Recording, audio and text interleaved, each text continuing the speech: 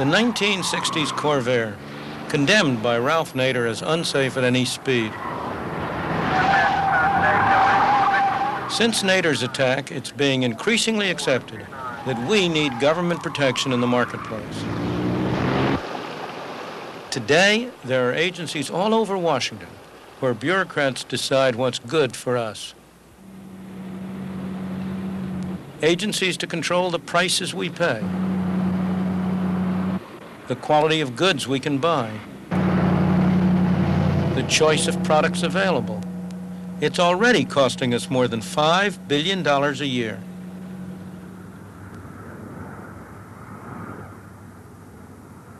Since the attack on the Corvair, government has been spending more and more money in the name of protecting the consumer.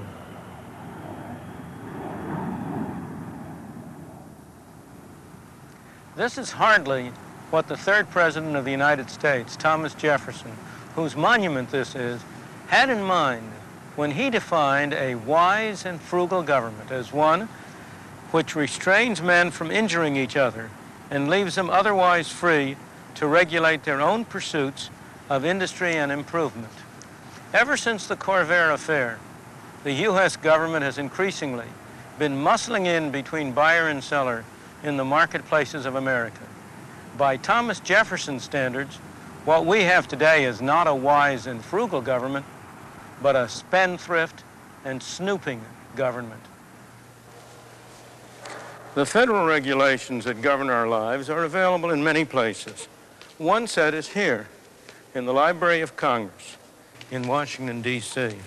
In 1936, the federal government established the Federal Register to record all of the regulations, hearings, and other matters connected with the agencies in Washington. This is Volume 1, Number 1. In 1936, it took 3 volumes like this to record all these matters. In 1937, it took 4, and then it grew and grew and grew. At first, rather slowly and gradually, but even so, year by year, it took a bigger and bigger pile to hold all the regulations and hearings for that year.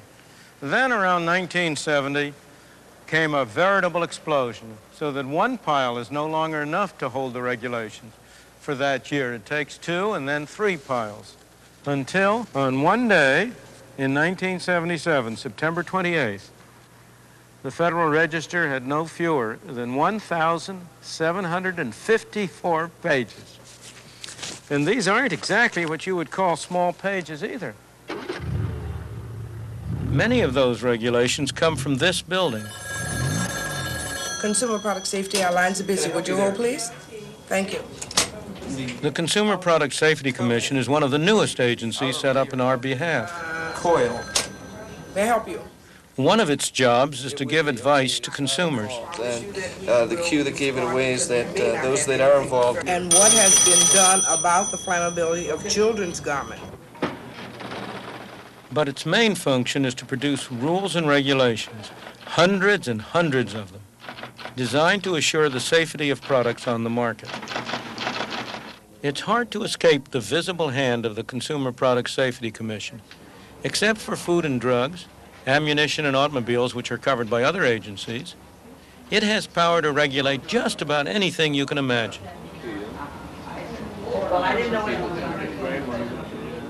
Already, it costs $41 million a year to test and regulate all these products on our behalf. And that's just the beginning. The Commission employs highly trained technicians to carry out tests like this, checking the brakes on a bike.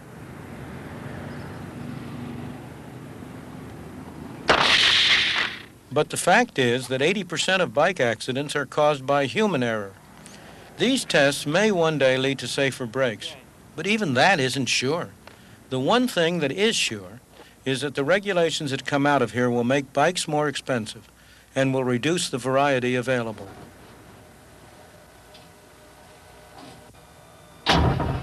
Yes, they really are testing how matches strike.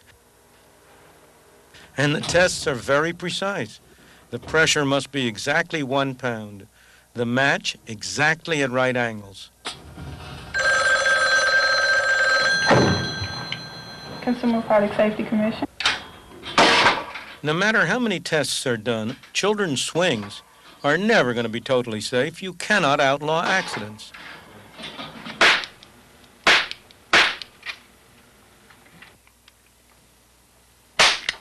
If you try, you end up with ludicrous results.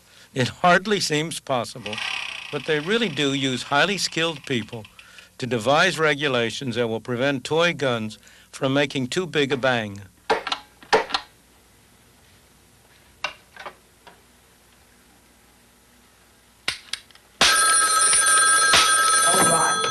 Consumer product safety. The commission, in effect, is deciding what they think is good for us. They are taking away our freedom to choose.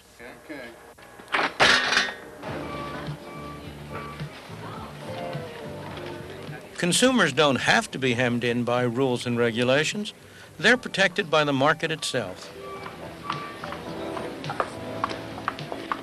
They want the best possible products at the lowest price, and the self-interest of the producer leads him to provide those products in order to keep customers satisfied. After all, if they bring goods of low quality here, you're not going to keep coming back to buy them. If they bring goods that don't serve your needs, you're not going to buy them. And therefore, they search out all over the world the products that might meet your needs, that might appeal to you. And they stand in back of them, because if they don't, they're going to go out of business. You see the difference between the market and the political action, the governmental agency. Here, nobody forces you. You're free. You do what you want to. There's no policeman to take money out of your pocket or to make sure that you do what you're told to. Over a quarter of a century ago, I bought secondhand a desk calculator for which I paid $300. One of these little calculators today, which I can buy for $10 or so, will do everything that did and more beside. What produced this tremendous improvement in technology? It was self-interest, or if you prefer, greed. The greed of producers who wanted to produce something that they could make $1 on. The greed of consumers who wanted to buy things as cheaply as they could.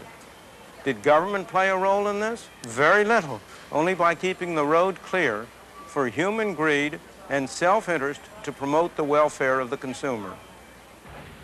When governments do intervene in business, innovation is stifled. Railroads have been regulated for nearly a century, and they are one of our most backward industries. The railroad story shows what so often results from the good intentions of consumer protection groups. In the 1860s, railroad rates were lower in the United States than anywhere else in the world, but many customers thought that they were too high. They complained bitterly about the profits of the railroads. Now, the railwaymen of the time had their problems, too. Problems that arose out of the fierce competitiveness among them. Many railroads, all trying to get their share of the market, all trying to make a name for themselves. If you want to see what their problems were as they saw them, come and have a look at this. From inside this private railroad car, it may not look as if the people who ran the railroads had any real problems.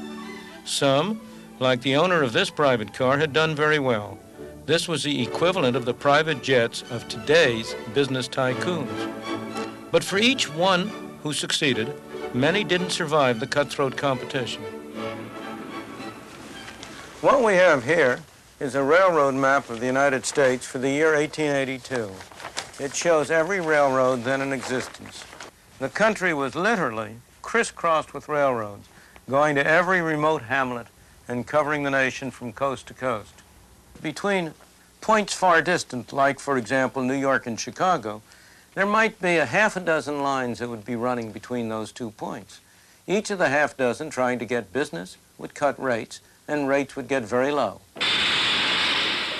The people who benefited most from this competition were the customers shipping goods on a long trip. On the other hand, between some segments of that trip, say, for example, Harrisburg and Pittsburgh, there might be only a single line that was running, and that line would take full advantage of its monopoly position. It would charge all that the traffic would bear. The result was that the sum of the fares charged for the short hauls was typically larger than the total sum charged for the long haul between the two distant points. Of course, none of the consumers complained about the low price for the long haul, but the consumers certainly did complain about the higher prices for the short hauls, and that was one of the major sources of agitation, leading ultimately to the establishment of the Interstate Commerce Commission. The cartoonists of the day delighted in pointing out that railroads had tremendous political influence, as indeed they did. They used the consumers' complaints to get the government to establish a commission that would protect the railroads' interests. It took about a decade to get the commission into full operation. By that time, needless to say, the consumer advocates had moved on to their next crusade. But the railwaymen were still there. They had soon learned how to use a commission to their own advantage. They solved the long-haul, short-haul problem by raising the long-haul rates. The customers ended up paying more, some protection. The first commissioner was Thomas Cooley, a lawyer who had represented the railroads for many years. The railroads continued to dominate the commission. In the 1920s and 30s, when trucks emerged as serious competitors for long-distance hauling, the railroads induced the commission to extend control over trucking. Truckers, in their turn, learned how to use a commission to protect themselves from competition. This firm carries freight to and from the Dayton, Ohio International Airport. It's the only one serving some routes, and its customers depend on it. But Dayton Air Freight has real problems. Its ICC license only permits it to carry freight from Dayton to Detroit. To serve other routes, it's had to buy rights from other ICC license holders, including one who doesn't own a single truck. It's paid as much as $100,000 a year for the privilege. Our company is in the process of trying to get rights to go there now. Yes, we'll do that, and thank you for calling, sir. The owners of the firm have been trying for years to get their license extended to cover more routes. Now, I have no argument with the people who already have ICC permits, excepting for the fact that this is a big country, and since the inception of the ICC in 1936, there has been very few entrants into the business. They do not allow new entrants to come in and compete with those who are already in. Of course, Dayton Air Freight suffers, but so do the customers who pay higher freight charges. Quite frankly, I don't know why the ICC is sitting on its hands doing nothing. This is the third time, to my knowledge, that we've supported the application of Dayton Air Freight to help us save money, help free enterprise, help the country save energy, help. It all comes down to the consumers ultimately going to pay for all of this, and they are the blame. The ICC, it has to be the blame. Dayton Air Freight now has many of its trucks lying idle, trucks that could be providing a valuable service. Far from protecting consumers, the ICC has ended up making them worse off.